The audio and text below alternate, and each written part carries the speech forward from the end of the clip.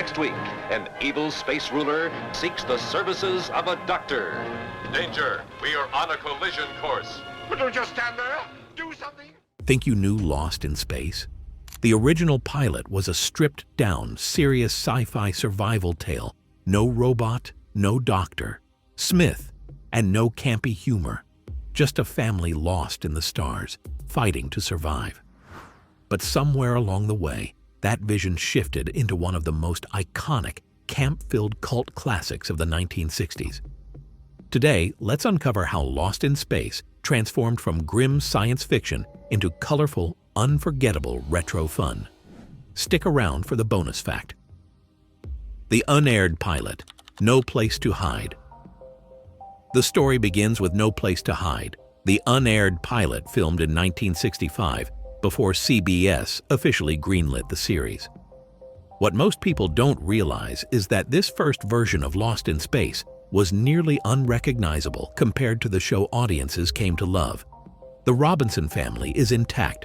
Professor John Robinson, his wife Maureen, and their 3 children, Judy, Penny, and Will.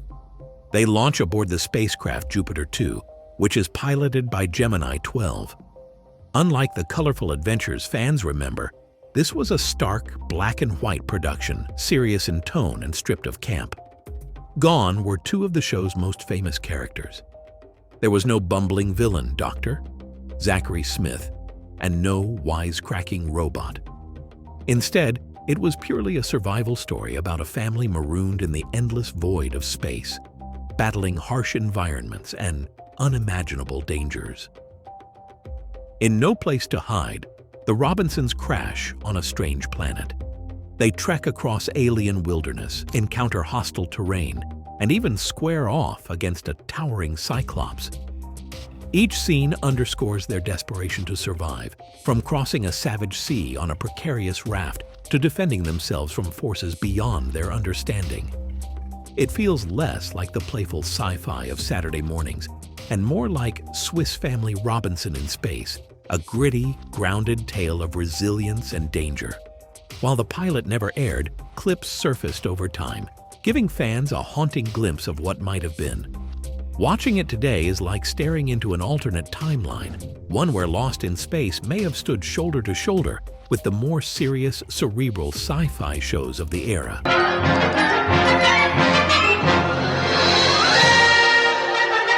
A serious tone to start. What makes the pilot so fascinating is the tone. At its core, No Place to Hide was not about camp or comedy. It was about survival against impossible odds. The Robinsons weren't quirky or exaggerated. They were a disciplined, determined family on the edge of human endurance. In the pilot's vision, every challenge was a life or death struggle.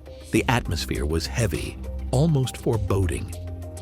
The family faced starvation, violent natural forces, and the looming threat of isolation in the universe.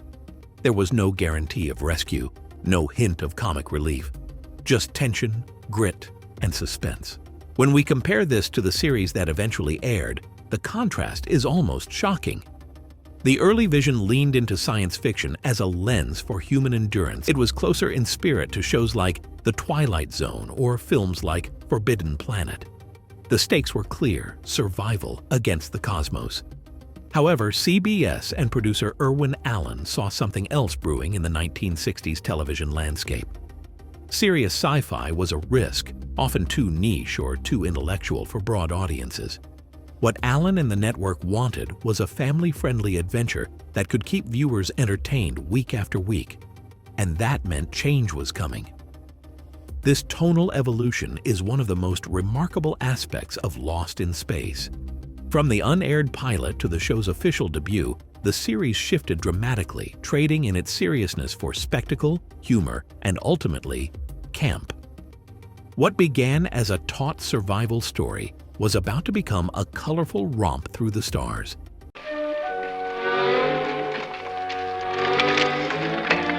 What's wrong? You sure are acting funny.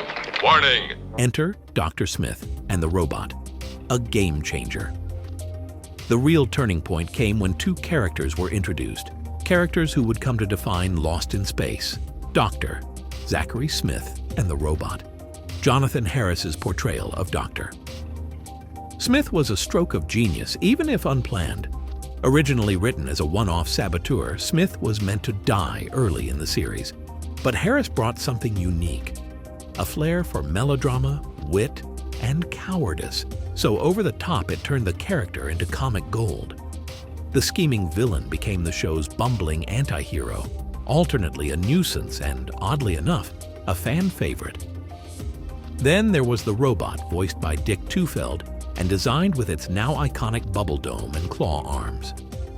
Unlike the Robinsons' disciplined seriousness, the Robot added banter, sarcasm, and often the catchphrases fans still quote today.